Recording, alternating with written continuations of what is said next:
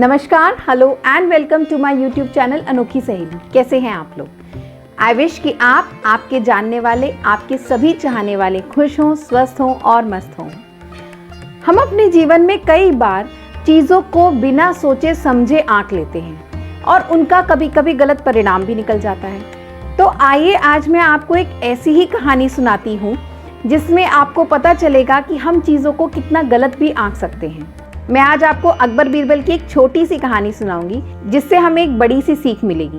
तो चलिए कहानी की शुरुआत करते हैं।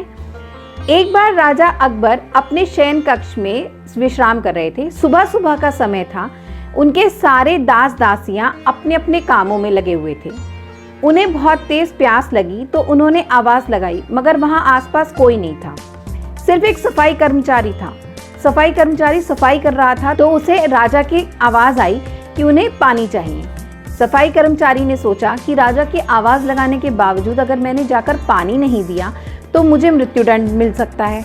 ये सोचकर सफाई कर्मचारी भागा भागा गया और राजा को पानी पिला दिया।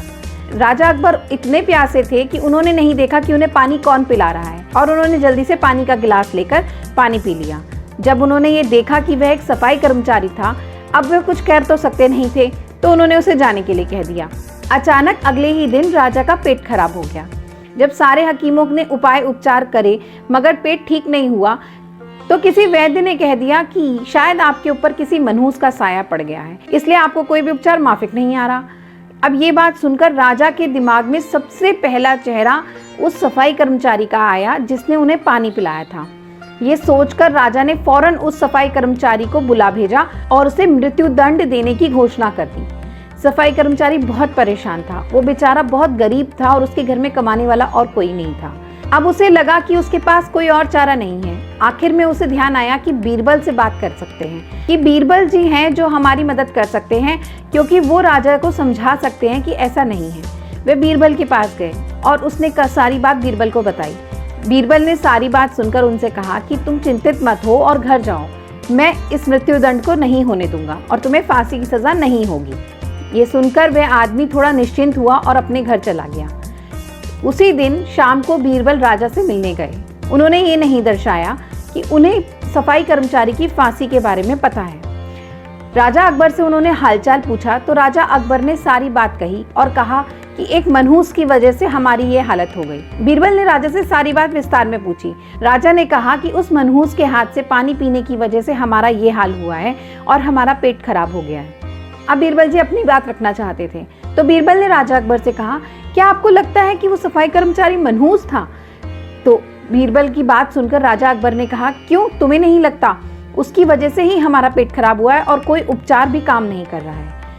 राजा की ये बात सुनकर बीरबल ने कहा कि अगर मैं आपको उससे भी बड़े मनहूस से मिलवा दूं तो क्या आप उसकी फांसी की सजा रोक दोगे?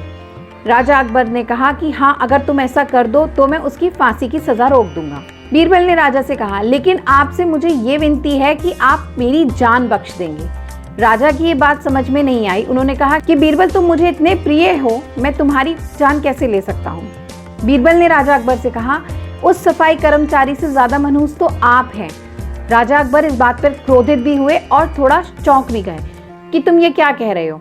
तब बीरबल ने कहा कि मनहूस तो आप हैं राजा जी।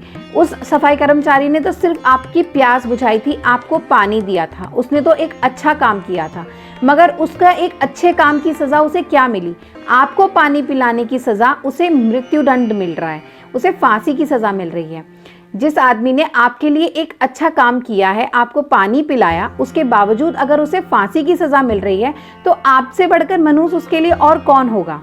ये बात सुनकर राजा अकबर हंस पड़े और ये उनकी समझ में आ गया कि मनहूस जैसा कोई शब्द नहीं होता और ऐसा कोई इंसान नहीं होता जो किसी के लिए मनहूस हो। ये सिर्फ हमारे दिमाग की शंका है जो हमें ये चीज़ें दिमाग में बैठा देती है कि कोई मनहूस है या कोई लकी है।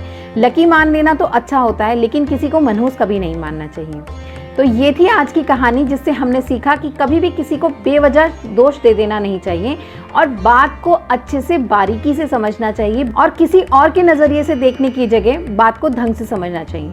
तो कैसी लगी आपको आज की मेरी स्टोरी? अगर आपको मेरी वीडियो अच्छी लगी और ये कहानी पसंद आई तो प्लीज़ मेरे चैनल को सब्सक्राइब कीजिए, वीडियोज़ को लाइक कीजिए, फ्रेंड्स एंड फैमिली के साथ शेयर कीजिए। आगे भी मिलती रहूंगी आपसे ऐसी ही कहानियों के साथ और जानकारियों के साथ। तब तक के लिए नमस्कार।